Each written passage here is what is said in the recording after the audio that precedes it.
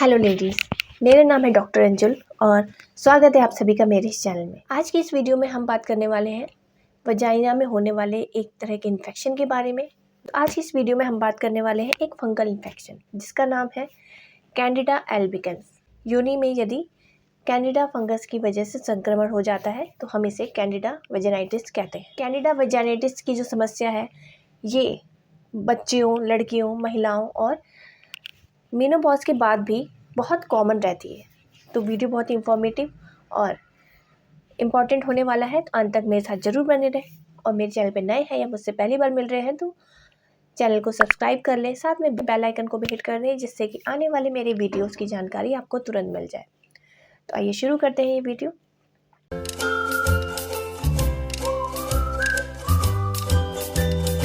जो ये वेजाइनाइटिस की समस्या है ये उत्पन्न होती है एक तरह के फंगस की वजह से और इस फंगस का नाम होता है कैंडिडा एल्बिकेंस। और जानते हैं हम इसके लिए कौन प्रोन होता है, यानी कि किसमें संभावनाएं ज़्यादा है कि ये इन्फेक्शन हो जाएगा। सबसे पहला इसका जो प्रीडिस्पोजिंग फैक्टर है वो है डायबिटीज़। यदि डायबिटीज़ अनकंट्रोल्ड है तो क्या है कि ट्राइकोसूरिया हो रहा है, यानी कि यूरिन में ग्लूकोज आ रहा है और ये फंगस को पनपने के लिए हेल्प कर सेल्स में ग्लूकोज का लेवल बढ़ जाता है तो फंगस आसानी से फल फूल सकता है। तो एक ये सिचुएशन होगी। सेकेंड होगी प्रेगनेंसी के केस में भी वजाइनल एसिडिटी बढ़ जाती है, यानी कि पीएच डिस्टर्ब हो जाता है वजाइना का। सेकेंड चीज़ ये कि ग्लूकोज की जो अमाउंट है वो भी सेल्स में बढ़ जाती है और ये भी दावत देती है फंगल इन्फेक्शन को। यदि आप किसी और इलनेस के लिए एंटीबायोटिक्स ले रहे हैं, बहुत स्ट्रॉन्ग एंटीबायोटिक्स ले रहे हैं और काफ़ी दिनों तक ले रहे हैं, तो इससे भी वजाइनल पीएच चेंज हो जाता है। वजाइना में एसिड फॉर्मिंग लैक्टोबैसिलस है उसमें गिरावट आ जाती है तो भी फंगस अच्छा खासा ग्रोथ कर जाता है।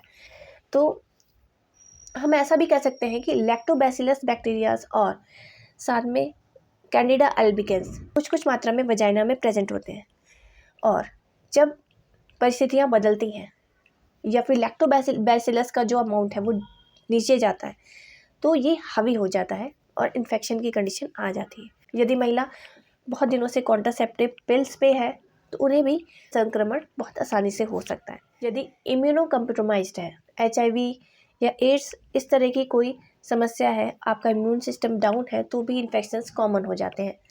यदि आप किसी स्टेरॉइड ड्रग थेरेपी पे हैं तो भी आप इस इन्फेक्शन के प्रोन हो जाते हैं। और लास्टली यदि हार्मोनल डिस्बैलेंस होता है, जैसे कि आपका थायराइड अप हो रहा है या डाउन हो रहा है, पैराथायरॉयड ग्लैंड्स ठीक से काम नहीं कर रही हैं, हार्मोनल डिस्बैलेंस की वजह से भी ये फंगस बूस्ट अप कर जाता है।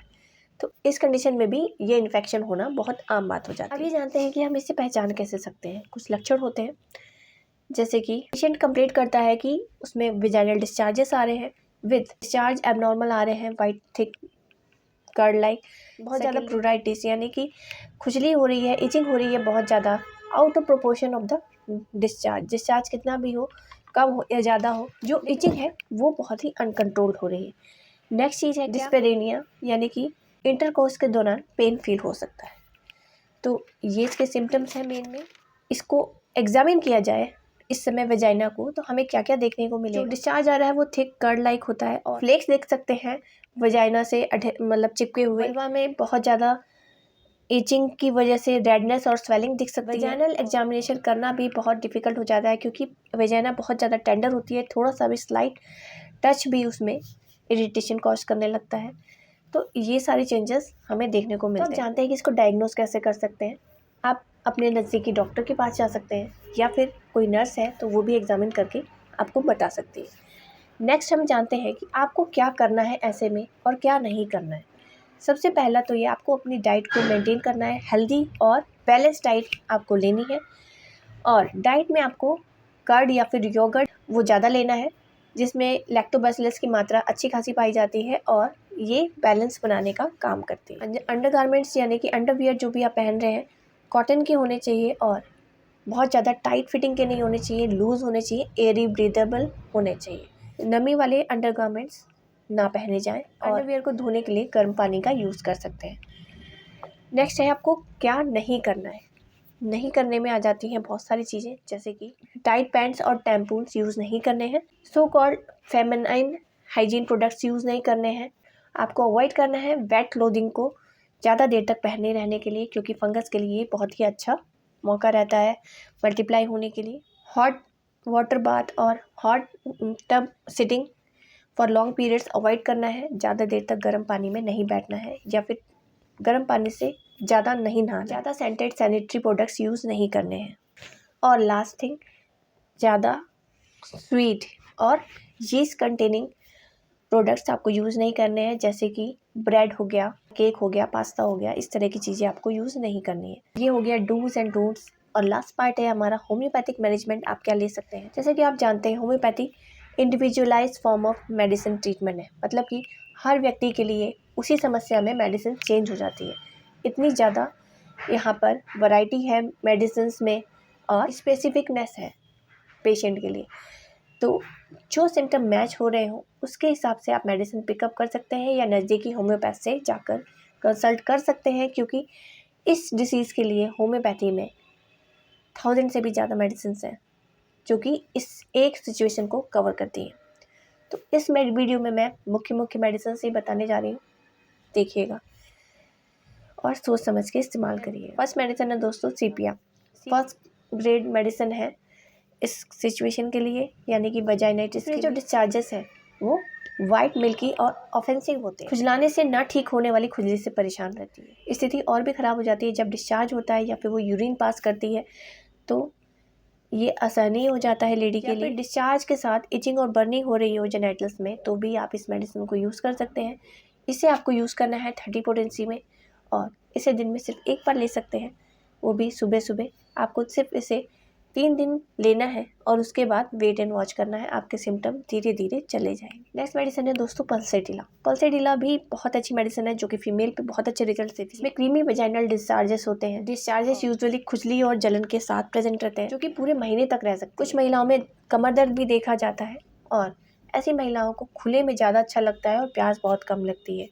यदि ऐसी परिस्थिति है तो इसमें आप पल्सेटिला को 30 पोटेंसी में यूज़ कर सकते हैं, single dose every day 3 days तक आपको यूज़ करनी है और उसके बाद आप इसका रिजल्ट देख सकते हैं। तो अब चलते हैं नेक्स्ट मेडिसिन की ओर। थर्ड मेडिसिन है हेलोनियास। यदि वल्वा में आपको कर्ड लाइक डिस्चार्जेस मिल रहे हैं तो आप इसे यूज़ कर सकते हैं। ये स्पेसिफिक मेडिसिन हो जाती है इस कंडीशन के। रेडनेस और इन्फ्लामेशन वहाँ पे देखा जा सकता है, हीट और बर्निंग वहाँ पर महसूस हो सकती है। वीकनेस, बैकएक और प्रोस्ट्रेशन मार्क्ड रहता है, मतलब लेडी को लगेगा नहीं कि मतलब बहुत ज़्यादा कमजोरी आ गई है, वीकनेस आ गई, हर समय सोए रहना चाहती है। हेलोनियास यूज़ कर सकते हैं।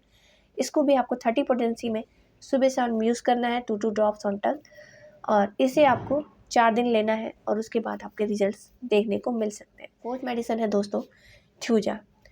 Excessive soreness in vagina and vulva. अगर बहुत ज़्यादा सोरनेस हो रही है, चार्ज बहुत कम है लेकिन फिर भी बहुत ज़्यादा सोरनेस हो रही है और बहुत ज़्यादा डिस्कम्फर्ट है और बर्निंग सेंसेशन हो रहा है, तो इस केस में थ्यूजा प्रिस्क्राइब की जा सकती है। इसमें आप 30 पोटेंसी यूज़ कर सकते हैं थ्यूजा की और इसे आप सुबह और शाम 2-2 बूंदें ले सकते हैं और इसे 3 दिन लेना है, उसके बाद मेडिसिन स्टॉप कर देनी है। मेडिसिन अपने आप वर्क करेगी और आपको हील कर देगी।